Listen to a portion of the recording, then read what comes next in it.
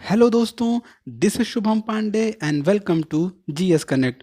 दोस्तों, आज हम यूक्रेन की बात करने वाले हैं। ज्योग्राफिकल पॉइंट ऑफ व्यू से यूक्रेन की हम चर्चा करने वाले हैं। ऐसा क्यों है? जैसा कि आप सब जानते हैं, रशिया और यूक्रेन में इस समय घमासान मचा हुआ है। रशिया ने यूक्रेन पर इन्वेड कर दिया है, ठीक है। तो इस वजह से यह न्यूज़ काफ़ी इंपॉर्टेंट हो जाती है और ज्योग्राफी के स्टूडेंट होने के नाते हमें ये जानना चाहिए कि आखिर यूक्रेन कहाँ पर है, इसकी लोकेशन क्या है।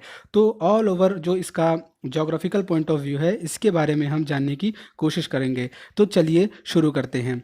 ये जो आपको स्क्रीन पर मैप दिख रहा है, यह मैप यूरोप का पॉलिटिकल मैप है। पॉलिटिकल मैप आप समझ रहे हैं, जिसमें सारी कंट्रीज़ की बाउंड्रीज मेंशन की हुई रहती हैं। तो वो मैप क्या कहलाता है? पॉलिटिकल मैप कहलाता है। तो यहाँ पर आप देख पा रहे होंगे, जितनी भी कंट्रीज़ यहाँ पर आपको दिख रही हैं, यह सारी की सारी कंट्रीज़ किसको बिलोंग करती हैं? यूरोपियन कॉन्टिनेंट को बिलोंग करती हैं।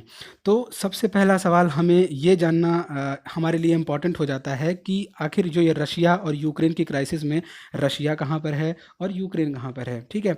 तो रशिया, आप ये पोर्शन देख पा रहे हैं, ये रशिया का वो वाला पार्ट है जो कि यूरोप में बिलोंग करता है, ठीक है। रशिया एशिया में भी बिलोंग करता है और यूरोप में भी बिलोंग करता है, क्योंकि रशिया को जो लॉन्गिट्यूडनल एक्सटेंट है, जो उसका फैलाव है या फिर विड्थ है, वो काफ़ी लंबा है। और लंबा होने की वजह से उसका जो वेस्टर्न पार्ट है वो यूरोप में बिलोंग करता है और जो ईस्टर्न पार्ट है वो एशिया को बिलोंग करता है, ठीक है। तो यहाँ पर हम वेस्टर्न पार्ट रशिया का देख पा रहे हैं और यहीं पर है इसकी कैपिटल मॉस्को, ठीक है। तो ये पोर्शन जो आप देख पा रहे हैं, ये सारा का सारा पोर्शन यूरोपियन कॉन्टिनेंट को बिलोंग करता है, ठीक है। अब बात हम यूक्रेन की करते हैं। तो यूक्रेन, ये जो कंट्री आप छोटी सी देख रहे हैं, ये यूक्रेन है, ठीक है। तो सबसे पहला फैक्ट हम एग्ज़ाम के पॉइंट ऑफ व्यू से ये समझेंगे कि यूक्रेन पूरे यूरोपियन कॉन्टिनेंट का सेकेंड लार्जेस्ट कंट्री है। लैंड एरिया के हिसाब से सेकेंड लार्जेस्ट कंट्री है। तो दोस्तों, पहली लार्जेस्ट कंट्री कौन सी है? तो पहली लार्जेस्ट कंट्री अगर देखें तो रशिया। रशिया लार्जेस्ट कंट्री है यूरोपियन कॉन्टिनेंट की। और सेकेंड लार्जेस्ट कंट्री कौन सी कहलाती है?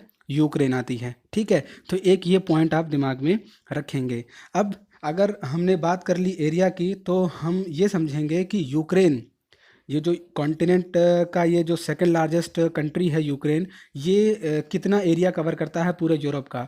तो दोस्तों याद रखेंगे, 6% एरिया कवर करता है पूरे यूरोपियन कॉन्टिनेंट का, ठीक है। ये बातें हो गई।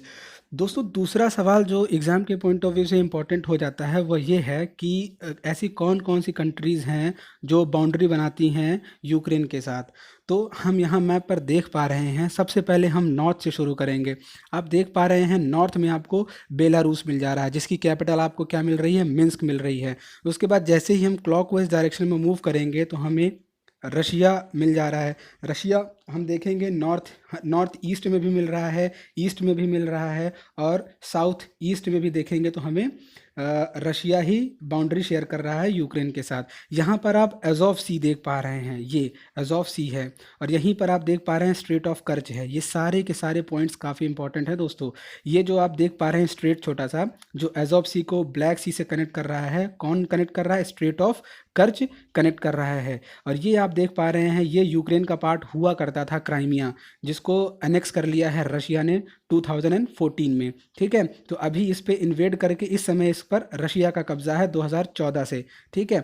और उसके बाद जैसे ही हम आगे बढ़ेंगे, नेबरिंग कंट्रीज़ की बात कर रहे हैं, जैसे ही हम आगे बढ़ेंगे तो हम ये देख पा रहे हैं, यूक्रेन के साउथ पोर्शन में हमें ब्लैक सी मिल जाएगी, ठीक है। उसके बाद जैसे ही क्लॉकवाइज डायरेक्शन में आगे बढ़ेंगे तो हमें रोमानिया बॉर्डर शेयर कर रहा है यूक्रेन के साथ। रोमानिया की कैपिटल है ब्यूकारेस्ट, ओके। उसके बाद हम और आगे बढ़ेंगे तो यहाँ पर देख पा रहे हैं मोल्डोवा, ग्रीन कलर की एक कंट्री आपको दिख रही होगी, मोल्डोवा। मोल्डोवा की कैपिटल है चिसिनाउ, ठीक है। तो ये भी बॉर्डर शेयर करती है यूक्रेन के साथ। इसके बाद हम और थोड़ा सा आगे बढ़ते हैं तो हम यहाँ पर एक और कंट्री देख पा रहे हैं, हंगरी, जिसकी कैपिटल है बुडापेस्ट। हंगरी भी बॉर्डर शेयर करता है यूक्रेन के साथ। उसके बाद और ऊपर जाएंगे तो स्लोवाकिया देख पा रहे हैं, जिसकी कैपिटल है ब्रेटिस्लावा। ये भी शेयर करती है बाउंड्री किसके साथ? यूक्रेन के साथ। उसके बाद और ऊपर बढ़ेंगे तो हम देख पा रहे हैं पोलैंड, जिसकी कैपिटल है वॉर्सो। ये काफ़ी हद तक कंट्री न्यूज़ में रहा है, तो इसकी कैपिटल को याद रखना बहुत ज़रूरी है। ये भी बाउंड्री शेयर करता है यूक्रेन के साथ। उसके बाद बेलारूस तो नॉर्थ में प्रेजेंट ही है, जिसकी कैपिटल क्या है? मिन्स्क है। दोस्तों, ये तो बात हो गई बाउंड्रीज़ की कि कौन कौन सी कंट्रीज़ इसकी नेबरिंग कंट्रीज़ हैं जिसके साथ ये बाउंड्री शेयर करता है।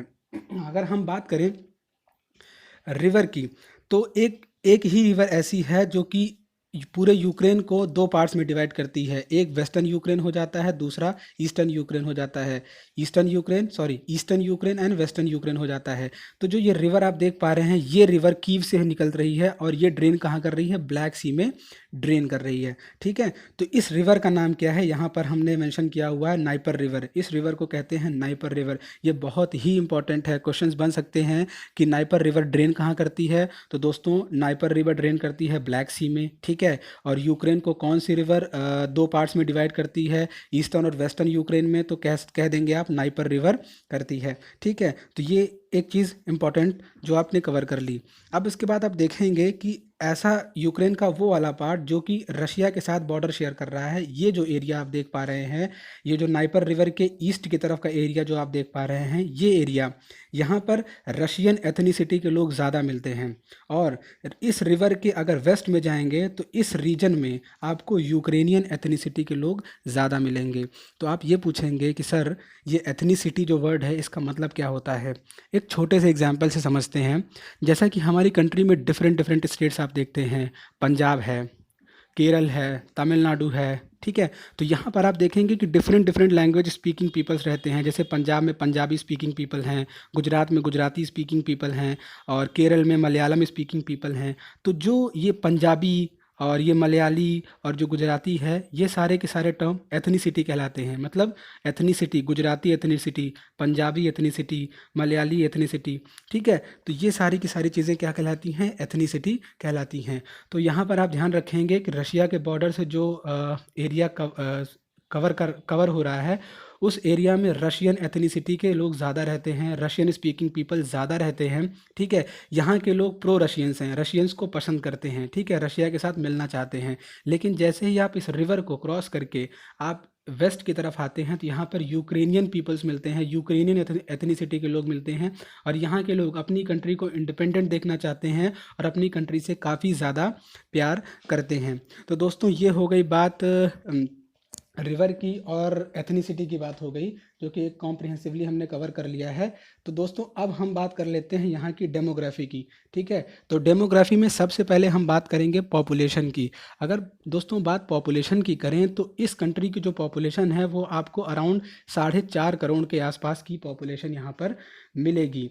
इसमें भी अगर आप डिवाइड कर लें तो यूक्रेनियन एथनिसिटी के आपको 77% लोग मिल जाएंगे और रशियन एथनिसिटी के आपको 17.3% लोग मिल जाएंगे। ठीक है दोस्तों, तो ये तो इतनी बातें हो गई। लेकिन अब थोड़ा सा और हम अगर डिटेल में चलें, क्योंकि ज्योग्राफी जो है वो काफ़ी ब्रॉड होती है। ज्योग्राफी में आप डेमोग्राफी भी पढ़ते हैं, इकोनॉमिक पॉइंट ऑफ व्यू पढ़ते हैं, पॉलिटिकल एस्पेक्टिव भी पढ़ते हैं। सारी की सारी चीज़ें हम यहाँ पर डिस्कस करते हैं। तो कुछ हद तक हम इसके बारे में और पढ़ लेते हैं। जैसा कि आप जानते हैं, इकोनॉमी भी एक एस्पेक्ट है ज्योग्राफी का। तो इकोनॉमी की अगर हम बात करें दोस्तों, तो यूक्रेन एक ऐसी कंट्री है पूरे यूरोप में, जो पूरे यूरोपियन कॉन्टिनेंट की सबसे पुअरेस्ट कंट्री है। जीडीपी के हिसाब से इसके पूरे यूरोप की सबसे पुअरेस्ट कंट्री कौन सी है? यूक्रेन है। ठीक है, तो ये फैक्ट हम याद रखेंगे। ठीक है, उसके बाद आप ये कहेंगे कि सर, यहाँ पर कौन कौन से रिजर्व्स मिलते हैं या फिर कौन कौन से मिनरल्स मिलते हैं। तो दोस्तों आपको बता दें, यहाँ पर डिपॉजिट्स मिल जाते हैं, आयरन ओर के भी, कोल के भी डिपॉजिट्स मिल जाते हैं। ठीक है, और ये कंट्री एक्सपोर्ट के लिए जानी जाती है। कौन कौन सी चीज़ें एक्सपोर्ट करती है? एक्सपोर्ट का मतलब आप समझ ही रहे होंगे कि अपनी कंट्री से दूसरी कंट्री में कोई भी चीज़, कोई भी मटेरियल भेजना। ठीक है, तो ये कंट्री एक्सपोर्ट करती है, क्या क्या एक्सपोर्ट करती है? कॉर्न एक्सपोर्ट करती है। कॉर्न मतलब मक्का, मक्के का व्यापार करती है, और सनफ्लावर ऑयल का व्यापार करती है, आयरन का व्यापार करती है, और आयरन प्रोडक्ट्स का और गेहूं का व्यापार ये करती है। ठीक है, तो दोस्तों ये तो इकोनॉमी की बात हो गई यूक्रेन की। ठीक है, अब हम बात कर लेते हैं कि इनके साथ जो रिलेशंस हैं इंडिया के इकोनॉमिक पर्सपेक्टिव से, वो कैसे हैं। ठीक है, तो जो यूक्रेन है, इसका इंडिया सबसे बड़ा एक्सपोर्ट डेस्टिनेशन है। इसका मतलब समझ रहे हैं कि यूक्रेन अपनी कई सारी चीज़ें इंडिया को बेचता है, इंडिया को एक बड़े बाज़ार के रूप में ये इस्तेमाल करता है। ठीक है, तो ये इंडिया का लार्जेस्ट एक्सपोर्ट डेस्टिनेशन है। ठीक है, अब हम बात करें कि ऐसी कौन कौन सी चीज़ें हैं मेजरली जो एक्सपोर्ट करती हैं, यूक्रेन इंडिया को एक्सपोर्ट करता है। तो उसमें सबसे पहले आप याद रखेंगे सनफ्लावर ऑयल का ये एक्सपोर्ट करता है। उसके बाद इनऑर्गेनिक केमिकल्स याद रखेंगे, आयरन एंड स्टील, प्लास्टिक्स और केमिकल्स का ये एक्सपोर्ट करता है। ठीक है, तो ये भी हम बात कर लेते हैं कि आखिर इंडिया यहाँ पर क्या क्या चीज़ें बेचता है, इंडिया यहाँ पर क्या क्या चीज़ें लेके आता है। तो सबसे ब्रॉड लेवल पर यहाँ पर सिर्फ एक ही चीज़ है, फार्मास्यूटिकल प्रोडक्ट्स, दवाइयाँ और उससे रिलेटेड प्रोडक्ट्स, इक्विपमेंट्स यहाँ पर ये सेल करता है। तो दोस्तों ये एक छोटा सा व्यू हो गया यूक्रेन को लेकर के। ठीक है, यूक्रेन काफ़ी हद तक न्यूज़ में था। हमारा अगला जो पार्ट रहेगा वो रशियन कंट्री के बारे में रहेगा। तो दोस्तों ये इनिशिएटिव मैप वाला आपको कैसा लगा, कमेंट सेक्शन में बताइएगा ज़रूर। Thank you so much.